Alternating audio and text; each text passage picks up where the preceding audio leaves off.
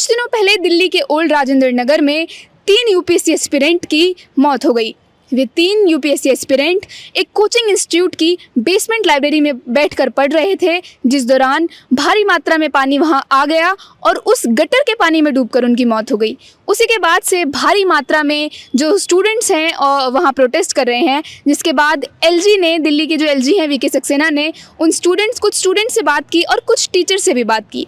Teacher से हुई बातचीत में एक बात सामने आई, जिसे टीचर्स ने कहा कि नरेला या रोहिणी में दिल्ली में एक कोचिंग हब बनाने की पेशकश उन्होंने की एलजी के सामने, लेकिन दिल्ली में अभी इस बात की पेशकश हुई है, लेकिन राजस्थान में कोचिंग हब ऑलरेडी बन चुका है। पिछली राजस्थान की गहलोत सरकार ने लगभग 1 साल पहले इस कोचिंग हब का उद्घाटन किया था और अभी हम आपको यहाँ पर लेकर आए हैं ये दिखाने के लिए कि कोचिंग हब का ये मॉडल यहाँ के राजस्थान में जो है, यहाँ के कोचिंग इंस्टीट्यूट्स के बीच कितना सफल हो पाया है। इस दौरान हम बात करेंगे कुछ कोचिंग इंस्टीट्यूट ओनर्स से, स्टूडेंट से और यहाँ के स्थानीय निवासियों से और जानेंगे कि किस तरीके से ये कोचिंग हब जो है फंक्शन कर रहा है, कितने कोचिंग इंस्टीट्यूट्स अभी तक यहाँ आए हैं। आपको बता दें कि राजस्थान सरकार ने 700 करोड़ रुपए की लागत के बाद ये आलीशान इमारतें जो है, यहाँ का इंफ्रास्ट्रक्चर खड़ा किया है और अभी भी यहाँ पर जो काम है लगभग चल रहा है। कुछ टावर्स यहाँ पर फंक्शनल हैं, जहाँ पर लगभग कुछ कोचिंग इंस्टीट्यूट्स आए हैं। सरकार का कहना था कि ये यहाँ पर लगभग 70,000 स्टूडेंट्स आकर पढ़ाई कर सकते हैं, लेकिन इनॉग्रेशन के 1 साल बाद भी मात्र कुछ सैकड़ों बच्चे ही यहाँ पर आकर तैयारी कर रहे हैं। अगर आपने मुखर्जी नगर और ओल्ड राजेंद्र नगर का नज़ारा देखा होगा तो वहाँ हर वक्त हलचल और भीड़ भड़ाका आम नज़ारे हैं वहाँ दिखाई देता है। बल्कि यहाँ जो जयपुर का गोपालपुर इलाका है, जहाँ पर ज़्यादातर कोचिंग इंस्टीट्यूट्स हैं, वहाँ भी भीड़ भड़ाके की स्थिति देखने को मिलती है, लेकिन इतनी आलीशान और कंफर्टेबल इंफ्रास्ट्रक्चर में अभी आपको बहुत नाम मात्र के स्टूडेंट्स दिखाई देंगे। 1 साल पहले लगभग इस कोचिंग हब का उद्घाटन हुआ था। Yes ma'am. लेकिन 1 साल के बाद तक भी अभी तक यहाँ पर जो है बिजनेस लोगों का भी बढ़ नहीं पा रहा है, ज़्यादा कोचिंग इंस्टीट्यूट्स भी नहीं आए हैं। इसके पीछे आप क्या रीज़न देखते हैं? नंबर 1, गवर्नमेंट चेंज होगी मैम, और लोगों का रुझान था इसमें और ज़बरदस्त रुझान था। लोगों ने भाई इसमें इंटरेस्ट लिया था और लगभग 28 प्रॉपर्टीज इसमें भी गई थी और लोगों ने फर्स्ट इंस्टॉलमेंट और जो इनका पहला एक क्राइटेरिया होता है कि आपको पैसा जमा करवाना अलॉटमेंट के लिए, वो करवा भी दिया है। बाद में लोगों का क्या था, रुझान कम हो गया क्योंकि नंबर 1 सरकार चेंज होने वाली थी, फिर सरकार चेंज भी हो गई। चेंज होने के बाद इस सरकार ने अभी तक ज़्यादा रुचि नहीं दिखाई। केवल राजस्थान हाउसिंग बोर्ड के कमिश्नर की एक बार विजिट हुई है, क्योंकि मैं सबसे पहला इसमें अलॉटी हूँ जिन्होंने पूरा पैसा जमा करवाया। फर्स्ट टावर में मेरी प्रॉपर्टी है और कोजाराम आईएएस एकेडमी के नाम से रन है। हम सोच रहे थे बहुत जल्दी लोग आएंगे, लेकिन लोगों ने अभी क्या था, रुझान ज़्यादा दिखाया नहीं। फिर हाउसिंग बोर्ड ने इस प्रॉपर्टी के पैसे भी बढ़ा दिए, इसकी जो कॉस्ट पहले थी उसकी तुलना में ज़्यादा बढ़ा दी है। कब बढ़ाई गई ये कॉस्ट? ये कॉस्ट अभी नई सरकार आने के बाद। अच्छा, नई सरकार ने कॉस्ट भी बढ़ा दी? इसकी कॉस्ट बढ़ा दी है क्योंकि ये बना के दिया ना, इसका स्ट्रक्चर जो भी है इनका, ये वैसे housing board no profit no loss पे काम करती है, लेकिन कॉस्ट बढ़ाने से ही लोगों का रुझान कम हुआ, लोगों ने पैसे पूरे जमा नहीं करवाए हैं। जैसे हम देखते हैं कि दिल्ली में बेसमेंट्स में लाइब्रेरीज चलती हैं, क्लासेस चलती हैं, यहाँ भी मैंने सुना है जयपुर में भी बेसमेंट्स में काफ़ी क्लासेस होती है, लाइब्रेरीज हैं। जहाँ अपन खड़े हैं, ये जहाँ तक मैंने सुना और देखा और जिस बिल्ड में मैं उतरा हूँ, ये लगभग भारत की नहीं, मुझे लग रहा विश्व स्तरीय कोचिंग हब है, जिसमें 8 टावर है और 35,000 बच्चों के बैठने की व्यवस्थाएं हैं। इसके नीचे पूरा बेसमेंट है वो पार्किंग के लिए, जिसमें लगभग 2,000 व्हीकलों की व्यवस्था है, जिसमें 8,000 4 व्हीलर और 12,000 2 व्हीलर आ सकती है। लाइब्रेरी आलीशान है, सब कुछ फैसिलिटी बहुत बढ़िया है, लेकिन इसमें क्या होता है, केवल एक मानसिकता है गवर्नमेंट की पॉजिटिव हो जाए और लोगों को क्या होता है कि कुछ न कुछ लालच दिया जाए, लोभ दिया जाए, कुछ राहत दी जाए तो लोग यहाँ आएंगे, तो बच्चों को बहुत बेनिफिट होगा। किसी तरह का बच्चों को कोई नुकसान नहीं होगा। आरामदायक और एक नेचुरल एनवायरनमेंट में एक खुशनुमा माहौल में बच्चे पढ़ सकेंगे। यहाँ पे क्या क्या सुविधाएं हैं जो आपको स्टूडेंट्स के लिए सुविधाएं क्या क्या, हॉस्टल जैसी सुविधाएं मौजूद है? हॉस्टल के लिए इन 8 टावर के अलावा पीछे ज़मीन अलॉटमेंट हुई है, वहाँ बन रही है, बच्चे आराम से रह सकते हैं और अभी कंस्ट्रक्शन चल रहा है, उसका कंस्ट्रक्शन चल रहा है। तो अभी बच्चों को अगर यहाँ पर जो पढ़ने आएंगे उन्हें आसपास के एरियाज में ही रहने को? बिल्कुल, अभी बच्चों को बहुत सारी ऐसी सुविधाएं हैं। बच्चों को डायरेक्ट कनेक्टिविटी नहीं है, कन्वेंस की कोई बस से डायरेक्ट नहीं है। अगर गवर्नमेंट पहले से ये सारी चीज़ें स्टार्ट कर दे तो बच्चे ऑटोमेटिक इंटरेस्ट लेने लग जाए, लोग भी आने लग जाए, या कोचिंग हब के ओनर है वो भी इधर रुक करे। मुझे लगता है स्टूडेंट्स से पहले कोचिंग इंस्टीट्यूट्स को यहाँ पर आना पड़ेगा, वही पहला कदम उठाएंगे तभी स्टूडेंट्स पीछे पीछे आएंगे। कोचिंग इंस्टीट्यूट भी आना पड़ेगा और सरकार को फैसिलिटी देनी पड़ेगी। फैसिलिटी नहीं होगी तो इंस्टीट्यूट आएंगे कैसे? सरकार का एक पुश जो है वो अभी तक नहीं मिल पा रहा है। नहीं, बिल्कुल सरकार का रवैया अभी बिल्कुल ढीला है। एक्टिव मोड पे आ जाए तो ये बहुत ज़्यादा टाइम नहीं लगेगा, इसमें बहुत जल्दी ही क्या आता है ये ग्रो कर सकती है। अब तो मुझे लगता है नया जो यूपीएससी के लिए सीजन शुरू होने वाला है, जून जुलाई अगस्त यही सीजन होता है यूपीएससी के लिए। बिल्कुल, मैं यूपीएससी के लिए और आरएससी की भी वैकेंसी नहीं आने वाली। कुछ लोग केवल आरएस का चलाते हैं, हम लोग केवल यूपीएससी का भी स्टार्ट किया है। आरएस में हमारा मानस कम है। कितने कोचिंग इंस्टीट्यूट्स होंगे सर पूरे जयपुर में टोटल?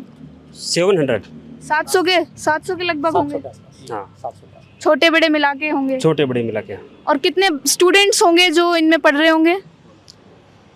2 लाख के आसपास। हाँ 2-2.5 लाख के आसपास होंगे। 2-2.5 लाख का आंकड़ा तो बहुत ज़्यादा होता है। और होंगे सारा कोचिंग मिला के इतना है। यहाँ पे कुछ स्थानीय लोग भी मौजूद हैं। सर जब ये एडवर्टाइज हो रहा था, जब ये बन रहा था कोचिंग हब, तो अब आप लोगों के दिमाग में क्या आया था कि अब हमारा बिजनेस बनेगा? उस समय यहाँ पे प्रॉपर्टी की कीमत थी करीब 25,000 रुपये पर यार्ड, लेकिन आज की डेट में प्रॉपर्टी की कीमत है 80,000 रुपये। तो लोगों की सोच ये थी कि हमें रोज़गार मिलेगा। लोगों ने हॉस्टल बनाए, पीजी बनाई और काफ़ी इन्वेस्ट किया है प्रॉपर्टी के बारे में। तो आज की रेट को देखते हुए और कोचिंग हब को देखते हुए लोगों की सोच थी हमें रोज़गार मिलेगा बहुत अच्छा, लेकिन अभी नहीं चलने से लोग निराश हैं। ये बहुत अच्छी जगह बनाई है सरकार ने। पूरे नॉर्म्स, रूल्स एंड रेगुलेशंस को ध्यान में रखते हुए चीज़ें, पूरा इकोसिस्टम क्रिएट किया गया है यहाँ पे। एक जहाँ विद्यार्थी आता है, विद्यार्थी को जो ज़रूरत होती है पढ़ाई के साथ साथ, जैसे लाइब्रेरी, योगा, मेडिटेशन वगैरह, उसके मानसिक और शारीरिक स्वास्थ्य को ध्यान में रखते हुए, पूरे रूल्स एंड रेगुलेशंस को ध्यान में रखते हुए यहाँ पर बिल्डिंग बनाई गई है। अब जैसे जहाँ विद्यार्थी आता है, कोचिंग एक बड़ा सेक्टर है अपने आप में। तो विद्यार्थी पढ़ेगा तो पढ़ने के साथ साथ आसपास इकोसिस्टम ऐसा डेवलप होता है कि लाइब्रेरी भी होती है। अब यहाँ पर तो जैसे मान लो पूरा लाइब्रेरी को भी उसी रूल्स एंड रेगुलेशंस के हिसाब से बनाया गया है। आपने जयपुर में क्या क्या समस्याएं आपने देखी, चूँकि आप वहाँ पढ़ा रहे होंगे, तो वहाँ पर ऐसी क्या समस्याएं हैं जो यहाँ पे राहत मिलेगी? बहुत सारी समस्याएं मैडम। वहाँ पर जो सरकार का बिल्कुल ध्यान नहीं जाता। अंदर गलियों में भी कोचिंग चल रही है, बेसमेंट में कोचिंग चलती है। जहाँ 80 बच्चे बैठता है वहाँ पर 150 बच्चे बैठते हैं। एंट्री एग्जिट गेट अलग अलग नहीं होते हैं। तो रूल्स एंड रेगुलेशंस के बिना नहीं चल रहा है वहाँ पे सारा सब कुछ। और कोचिंग यहाँ पर बच्चा कोचिंग बाकी सारी आने के पीछे केवल सरकार का इतना ध्यान रखना है। जैसे लालकोटी से कोचिंग्स आई गोपालपुरम मोड़, तो वहाँ नोटिस दिए बगैर कोचिंग नहीं आई।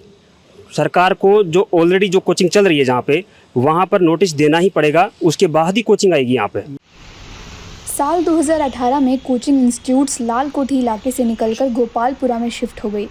इसके लिए एक कोर्ट ऑर्डर और राजस्थान सरकार के स्ट्रिक्ट एक्शन की ज़रूरत पड़ी। अब एक बार फिर से वही स्थिति है। गोपालपुरा के कोचिंग सेंटर्स में स्टूडेंट्स छोटे हॉल्स में पढ़ने को मजबूर हैं। जाम की समस्या है, रहने की समस्या है।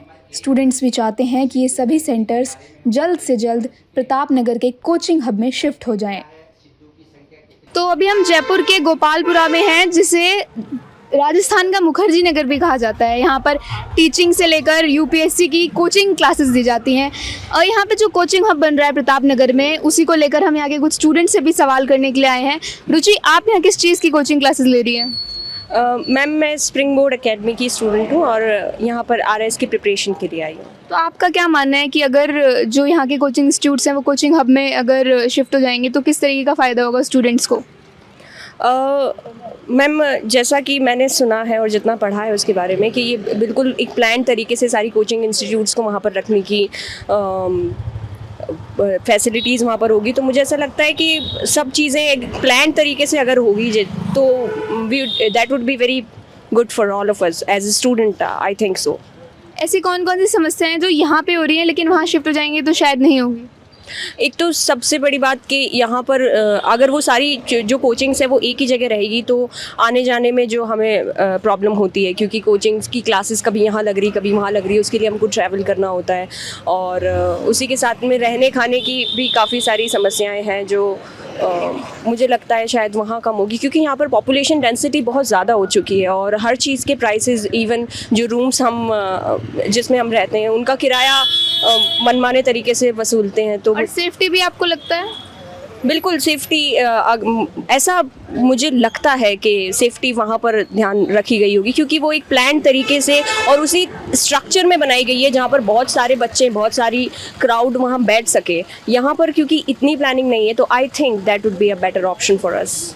तो आपको लगता है जो बड़ी बड़ी कोचिंग इंस्टीट्यूट्स हैं वो 1 साल हो गया उसे खुले, अभी तक वहाँ नहीं गई है, क्यों नहीं गई, आपको क्या लगता है? मैम इसके बारे में मुझे ज़्यादा जानकारी नहीं है, पर आप चाहेंगी कि जाए? हाँ बिल्कुल मैं चाहती हूँ कि जाए, ताकि एक पूरा एक एनवायरनमेंट वहाँ पर हो और ज़्यादा डिस्टर्बेंस ना हो। और क्योंकि प्लानिंग के साथ में अगर कोई चीज़ की हुई है तो I am expecting that would B. जब बारिश होती है तो यहाँ क्या दिक्कत हो जाती है थोड़ी?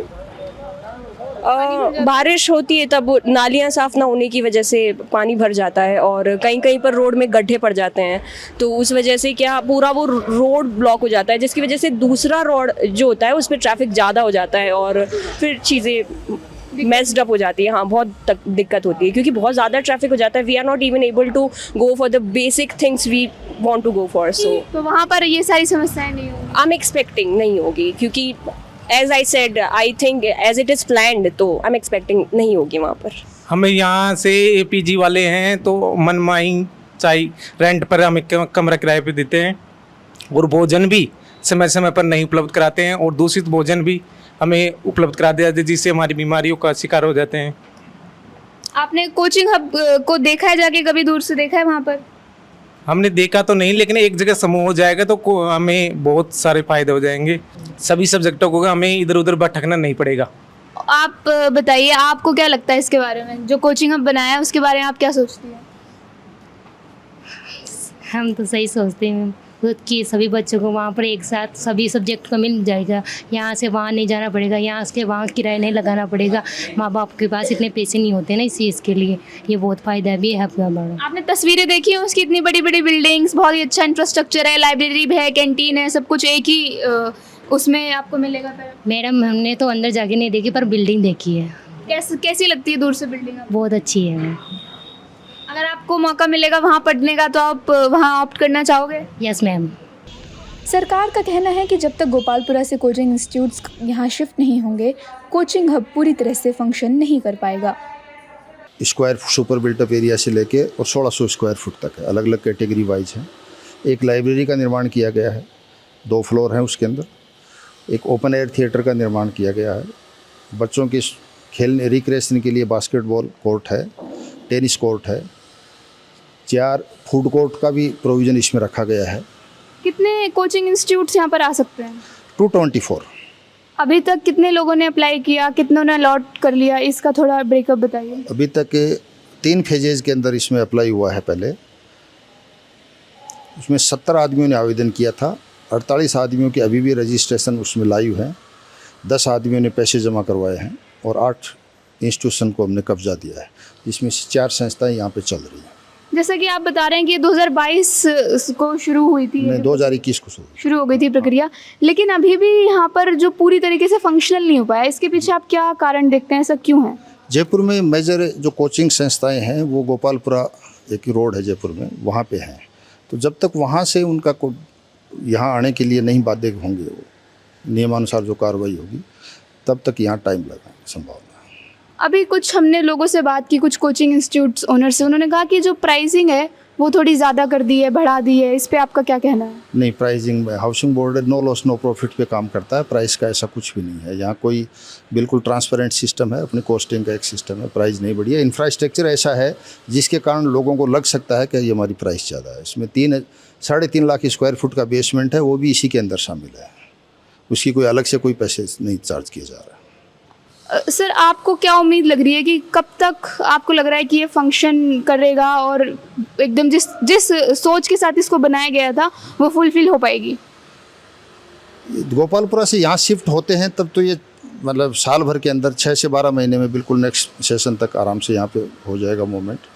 और वहाँ से नहीं आते हैं तब अनसर्टेनिटी है, मतलब उसके लिए तो फिर टाइम लग सकता है इसको ऑटोमेटिक। स्टूडेंट से लेकर पेरेंट्स तक और पेरेंट्स से लेकर रेजिडेंट्स तक सभी चाहते हैं कि छोटी बड़ी सभी कोचिंग इंस्टीट्यूट्स कोचिंग हब में शिफ्ट हो जाएं, लेकिन सरकार का धीमा रवैया इसे पूरा करने में नाकाफी साबित हो रहा है।